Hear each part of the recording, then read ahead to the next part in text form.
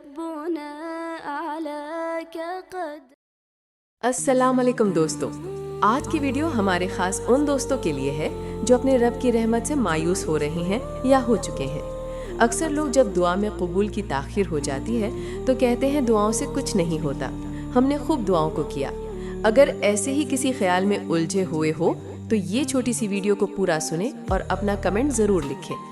جان رکھو، جب کبھی کوئی مجھ سے یہ سوال پوچھتا ہے کہ تمہیں کیوں لگتا ہے کہ وہ تمہاری ساری دعاؤں کو قبول کرے گا، تمہیں اپنا یقین کیسے ہے، تو یقین جانو مجھے بہت حیرت ہوتی ہے کہ بھلا میں کیسے اور کیوں نہ کروں اس مہربان رب پر بھروسہ۔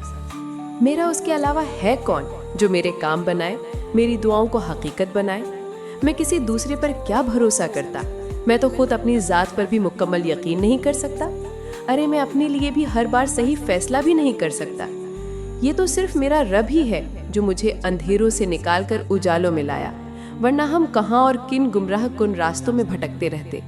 میرا رب ہی ہے جو اپنے گناہگار بندے سے بھی محبت کرتا ہے، وہ کبھی دغا نہیں دیتا اور نہ ہی ہمیں تنہا چھوڑتا ہے۔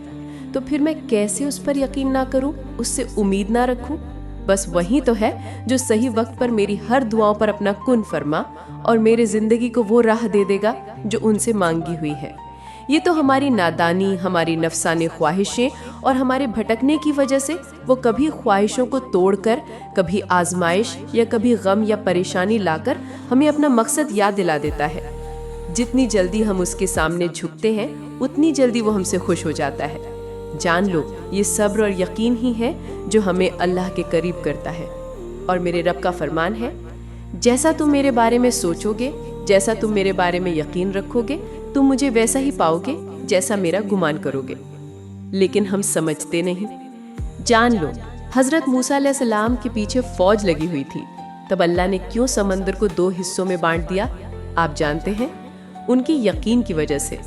حضرت ابراہیم علیہ السلام کو آگ میں جانے کا حکم دیا گیا تو کیوں اللہ نے آگ کو ٹھنڈا کر دیا؟ آپ جانتے ہیں کیوں؟ ان کے یقین کی وجہ سے۔ اللہ نے حضرت یوسف علیہ السلام کو کنویں میں بھی پالا اور مصر کے تخت تک پہنچا دیا۔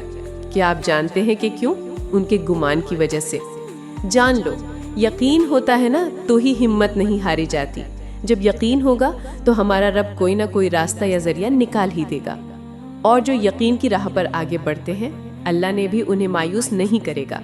ہمارا رب جانتا ہے میرا بندہ مجھ سے میرے وجود پر ایمان رکھ کر اپنا سب کچھ مجھ پر چھوڑ رہا ہے، مجھ سے امید لگا رہا ہے، تو کیوں نہ میں بھی اپنے رحیم اور کریم ہونے کا جلوہ اسے دکھاؤں اور اسے بتاؤں کہ تمہارا رب ظالم نہیں ہے، وہ تمہاری ہر پکار پر کن فرما دیتا ہے۔ بے شک وہ ہر چیز پر قادر ہے۔ تمہارا رب ٹوٹی ہوئی چیزوں کو بڑی خوبصورتی سے استعمال کرتا ہے، جیسے کہ ٹوٹ کر بکھرے ہوئے بادلوں سے بارش برساتا ہے۔ زمین جب ٹوٹ کر مٹی کے ذرات میں تبدیل ہو جاتی ہے تو اس میں سے غلہ اگاتا ہے۔ پودوں یا فصلوں کی ٹوٹ کر گری ہوئی قلم یا شاخوں سے نیا پودا یا نئی فصل بناتا ہے، تو وہ کریم رب کیوں نہ آپ کے دل کے ٹوٹنے، آپ کے ہمت ہار کر بکھرنے کو پھر سے ہمت اور حوصلہ دے کر عروج کی نئی منزلوں تک کیوں نہیں پہنچائے گا؟ مطمئن رہیں، ان قریب وہ تمہاری دعاؤں کو قبول فرما کر زندگی کے خوبصورت دنوں کی بہار لائے گا انشاءاللہ۔ دوستو اس ویڈیو کو سن کر آپ کو کون سی بات اچھی لگی، بس ایک اچھے کمنٹ کر کے ہمیں ضرور بتائیں۔